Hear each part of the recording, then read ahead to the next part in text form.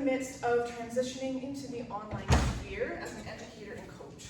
I'm looking to help educate people on the things that school forgot to teach us. Because school gave us a lot of information, but it doesn't always translate well into how to live a happy, successful, emotionally intelligent life. And I think the topic today is a perfect example of that oversight. And I was going to say being here at the Free Your Soul Market, but I don't think anyone here has been there yet. But people are healers, we're people looking to be healed. So I think that in that healing journey, this is an important topic to face. So we're going to take it back to our junior high or high school English classroom in that back corner. On the bottom shelf are the old dictionaries that no one wants to use, they're outdated, the cover's ripped off, and there's inappropriate images doodled in the margins. And if you flip to the right page, you would probably find vulnerability to be defined a little something like this: the quality or state of being exposed to the possibility of attack or harm. And you would also find things like, it means that you're open to injury or easily hurt. But the core theme here is that the experience is negative. It signals danger, exposure, uncertainty. In fact, even the root word, the Latin root of the word vulnerability means wounded or to be wounded, which I did not know until I was preparing for this. Now, on an adjacent page, you would find volition to be defined as the faculty of using one's power or the power of choosing or determining things for yourself. To use one's own volition, which is to do something voluntarily, not under coercion, but willfully and willingly, which means that you are responsible for the consequences that come from anything that you choose to do, which sounds like a pretty vulnerable situation to be in. And when it comes down to it, we know that vulnerability is a very scary experience. We run into that many times in our lives. But I'm not going to waste my time talking about the ways that it is scary, because we know that so well. But I am going to focus on another quality of that experience that is just as primal, which is the human imperative to be seen. Because the current definition, at least emotionally, which is more what I'm talking about today, it really focuses on the quality or experience of being rejected. But in that focus, it completely bypasses the experience of being recognized and the role that that plays in connection and belonging with other human beings. And vulnerability is not just the experience of being exposed to attack or harm. It is just as much the experience of being witnessed, recognized, and even celebrated, as well as being related to, understood, valued, and known. And how it's at the root of connection with people.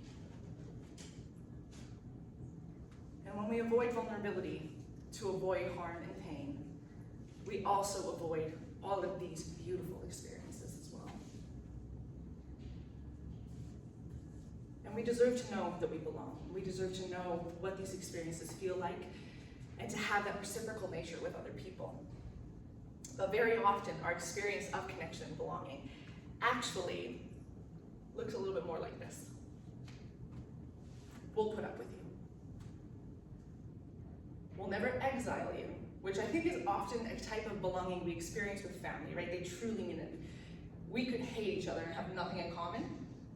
I will still have your back as long as I'm around, right? But there's a whole other aspect of connection and belonging that we want that doesn't serve. Because that teaches us, right, that we'll never appreciate your contribution or see the value you have to offer. Because although we love you, we don't actually like what you have to offer, and we don't want it. And when that's what we experience over our entire lives, and other people don't see the value in what we have to bring, we assume that there is no value in us. When the culture that teaches us how to be, which includes our schooling, basically infers that we have no utility. We assume that there is no utility in knowing ourselves at all. But there is a positive sense of belonging that we are seeking. And that looks more like this. That you are seen as someone who contributes importantly to your environment. That you create value when you come to a space. So that serves our self-image and our sense of belonging. But just as important as that is that the environment gains something from us too. It's not the same thing when we are allowed in a space and people let us talk at them or use things in the space, but our contribution doesn't actually feed anyone else or the environment. It doesn't make it better. And when I was writing this, I remembered science class, I don't remember from what grade, but learning about the different types of relationships in symbiotic, where both sides gain something from the experience. And I know there's three. I think there's three. Symbiotic, parasitic, commensalism. Really? Yeah, I'm not at all. I did not recall that. But I was thinking about parasitic, right? Because with parasitic, there is one that gains lots, but in the process of it gaining from this experience, it's taking from something else. And that top experience of belonging here is exactly what we feel like when we have that experience. We feel like we're parasites, like we're leeching, and we take, but no one wants what we have to give. And we want to be able to give, we want to feel of use. That's very, very human. But the sense of belonging doesn't always have to be with family or even in a group of people. Because what I'm here to talk about today is something much more intimate, which is our relationship with ourselves. Because that relationship precedes all other relationships we have in life. It's the first person we're aware of, the first experience and emotion and insight that we ever know. And that is powerful. It's beautiful, and there's so much use in that. And I think that remembering this is a huge keystone in a healing journey that anyone would take in their lives. So we're going to revisit belonging here with this lens. And I want you to ask yourself these questions.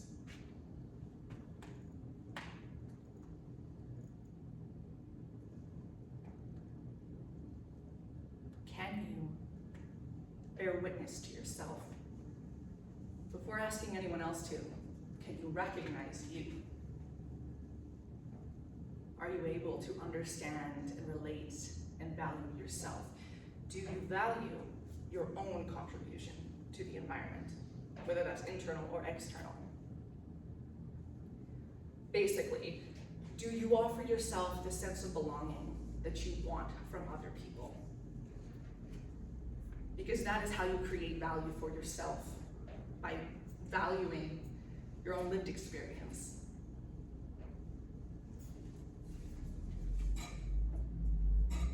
So that's in the parts of you that you don't like and that don't make you proud. In your worst moments, in your triggers, in your anger, can you still see your why? Can you see the lesson and the boundary and the fear, the things that have value in these gross or negative, bad experiences? And at the same time, the small, mundane joys that people laugh off or mock, or those deep, deep desires that pull on your heart and your imagination. But sometimes not even that people don't see, they see it and they actively don't think that they're worth recognition. They think they have no value. Can you still honor those things yourself? Can you hold them for yourself? Because we try to do this outside, we try to do this with other people, and oftentimes we find that it doesn't stick. No matter how much we try, no matter how much other people try for us, it never clicks, that need never feels like it's met. But so often it's because what we're looking for is primarily our job. And even in the instances that people can and want to and we deserve it, we can't accurately teach them how to hold us because we don't even know how to hold ourselves. We try, they try, it crumbles, it falls apart, and we feel that all that work was for nothing. And we think, I mustn't be worth it. Relationships are too complicated because people keep dropping me without realizing how we're actually dropping ourselves. And like a keystone at the top of an archway, Your relationship with yourself is the linchpin that holds everything else together.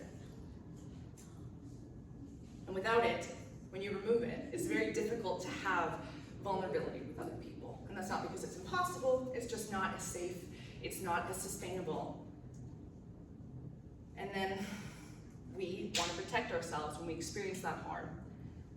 So we pull away and we hide ourselves and decide that being vulnerable isn't a good idea and we don't want to do it anymore. So we're going to polish up those old definitions from that old, outdated textbook. Vulnerability is also the doorway to your essence. And what I mean by that is that intrinsic nature in you, that indispensable quality. The way that I like to word it is the intarnishable center. I read a book on identity by a plastic surgeon actually, and he talked about that everyone holds two core beliefs, or at least most people hold two core beliefs. And one of them was that they believe that there is a part of them that should not have to suffer indignities. And when I read that, I thought, I think that there's a part of us that simply does not suffer indignities. It doesn't matter what people do to us, how they ignore us, how they shut us down. No one can ever tarnish, crack, scratch, or skew what is absolutely true at our core. It is intarnishable. So before convention, or underneath convention perhaps, or socialization, before you took on roles of mother, business owner, student, sister, whoever, before your history and your reputation, when you strip away all of those things, what is left? Because that is truly who you are. And vulnerability is the threshold that we choose to cross to get there and to know ourselves. And I firmly believe that if we have a hard time reaching a goal or even truly defining what it is we think, what we want, what we value, it has to do with this missing piece. And that is because we don't have that deep connection, that lasting connection to our essence that would make volition natural and spontaneous and easy. Because your essence and the process of being vulnerable is that faculty in using your power. It is the power to choose or determine things for yourself and to act on your behalf. It is the emotional fuel that powers your volition. And I feel like it's the lack of that where that complacency in life comes from. So often we feel apathetic, we don't know what we want, and we're just gonna lay back on our couch and munch and watch Netflix for the next 8 years, you know? That comes because we're taught that all of this is actually not sensible, and it's best done away with. It's scary, it's not useful, just don't do it. But what we're never taught is that when we do that, and we're like, okay, yeah, sure, it's not of use, so get rid of it, it has no value, we actually do away with our own source of power. We let other people take the wheel, and we follow their lead in life, rather than our own. And choosing to get vulnerable again is how and when we acknowledge that we are of use in our lives. We have deep and rich value to offer in many environments that in turn enriches us and our quality of life too. And from here, from this core belief, we can and we will act of our volition.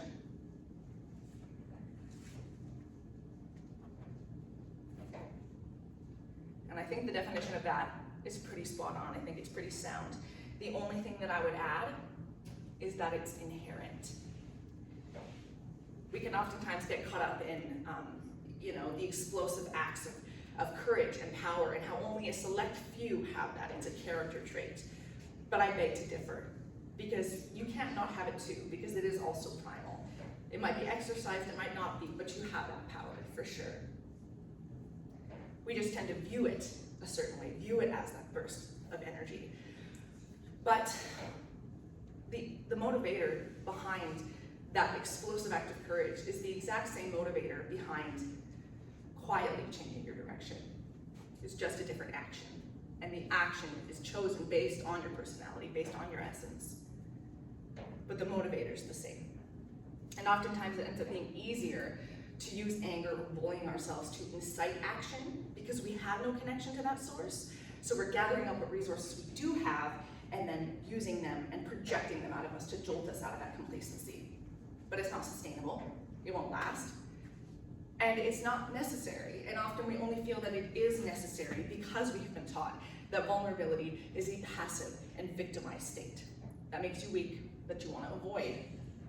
Rather than that vulnerability is an active decision to be open to input, witness information all around you in life and inside of you as well, and to hold nuance. That multiple things can be true at the same time. Your truth doesn't have to squander someone else's or vice versa. You hold the nuance of everyone's experience. And as you spend time with vulnerability and you find that your comfort zone expands, you will find that your volition expands in direct proportion to your vulnerability, which feeds back into the other one, which feeds into the other one, feeds into the other one. But when we have an imbalance, it looks a little bit more like this. Vulnerability and this pure potential and emotional fuel has no vehicle through which to move it. And we end up just sitting and festering in our feelings. And it's the classic example of wasted potential. And when we have volition with no vulnerability, it's all action. It's all forward motion with no compass or nothing to guide it or insulate the pure power. And we plow through boundaries and we hurt people in the process. And this goal that we have for belonging and connection, this backfires because we end up hurting people and then it's no longer safe for them to see us. But when there's a balance, the natural result of that is authenticity. Because knowing who you are deeply and then acting on it is authenticity. But another way we can look at it is more like a pipeline, where vulnerability informs you of your essence, and it gives you the resolve to act on it. And then embodying that integrity externally is authenticity. One will naturally come from the next. And from this place, there is no acting as if, trying to be authentic, figuring out what it means, no hitting or missing. Because when you do this work to be open with yourself and stay open and maintain that relationship connection to yourself, like massaging the body, it loosens. And you get more open and more relaxed and more vibrant and more articulate as well. You feel that there's more space to move or more space to express yourself simply because there's nothing getting in your way anymore. Authenticity is a very formidable state of being, but that strength comes from vulnerability, not from being invulnerable.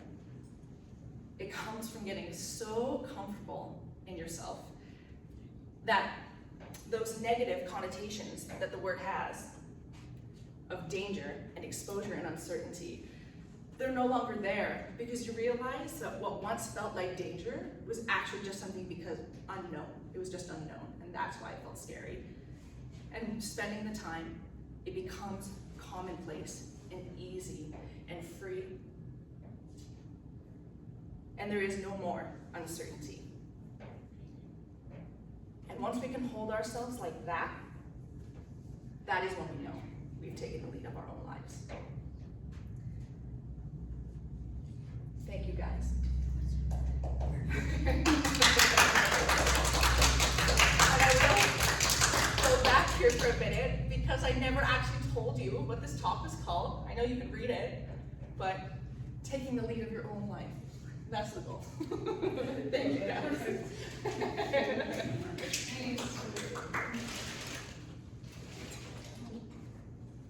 So you guys think you're going to pop over to the Free Your Soul Market now?